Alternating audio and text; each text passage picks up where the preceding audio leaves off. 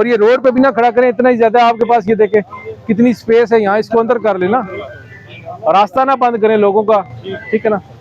लोग फिर कंप्लेन करते हैं कि इन्होंने देखे रास्ता बंद किया हुआ है। आपके पास जगह है, अल्लाह ने इतनी दी है, लगा लें।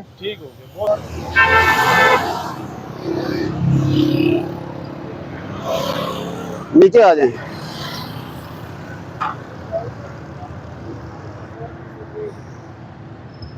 इधर आए, मेरे पास आए आप।